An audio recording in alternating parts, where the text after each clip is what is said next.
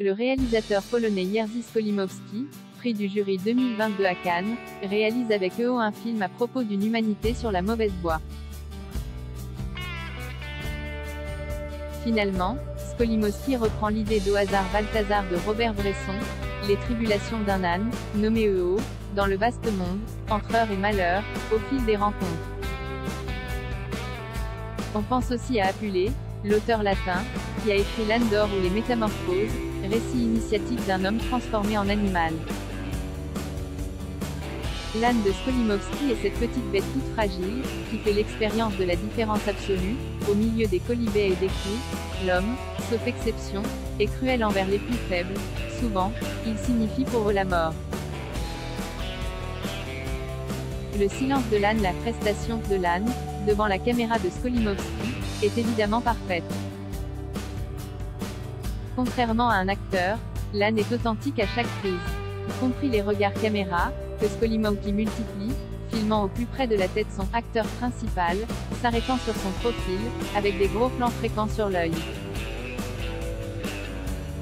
Un regard animal énigmatique. Que pense-t-il? L'âne ne s'exprime jamais, mais sa physionomie placide en dit long. Le silence de l'âne est peut-être ce qu'il y a de plus bouleversant dans EO. Les images très belles de Skolimowski sont accompagnées d'une musique omniprésente, qui contrebalance le mutisme de l'animal.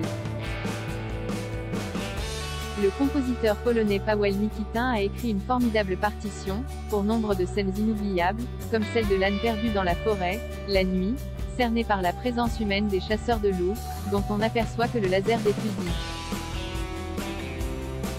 L'illustration musicale fait aussi appel au 4e concerto pour piano de Beethoven, pour renforcer peut-être cette atmosphère européenne qui baigne les sensations du spectateur.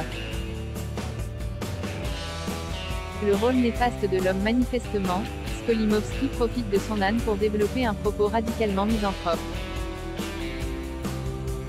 Par exemple, parmi d'autres épisodes, les supporters d'un match de football sont présentés comme de véritables assassins.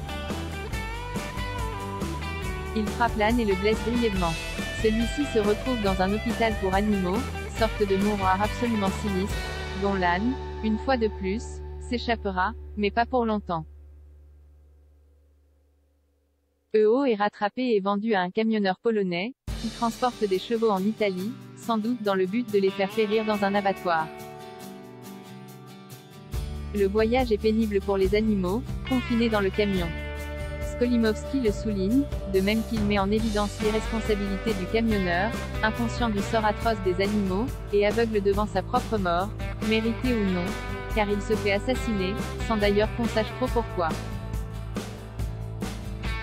Une scène montre ainsi explicitement le moment où il est égorgé, assis dans son camion, à l'arrêt, alors que Skolimowski ne filmera jamais la mort d'aucun animal.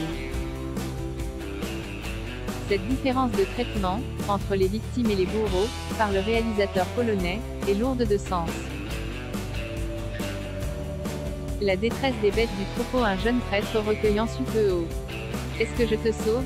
Demande-t-il à l'âne, en bon pasteur. On apprend que ce prêtre est une sorte de fugitif, comme EO. Il a un physique de playboy et joue au casino, où il s'endette. Il rejoint sa mère, interprétée par Isabelle Huppert, dans un château italien qui va être vendu, mais havre de paix pour l'âne. Il y a, apparemment, une dimension anticléricale dans cette séquence, comme pour questionner, qu'est-ce que le message christique peut apporter comme secours à la misère du monde? Le jeune prêtre, en rupture de ban, dit une messe. Skolimowski va jusqu'à filmer le moment précis de la consécration, qui restera néanmoins sans effet sur la réalité. La fin du film est très triste. L'âne est capturé à nouveau et conduit à l'abattoir, au milieu des vaches. Skolimowski fait sentir la détresse des bêtes du troupeau, et celle de l'âne en particulier, recroquevillé sur lui-même, tétanisé par la peur, et devinant son sort funeste. Dans une sorte de labyrinthe conduisant dans le noir incertain, le cinéaste filme longuement, comme une procession rituelle, l'avancée vers la mort des animaux, une mort anonyme, impitoyable, inhumaine.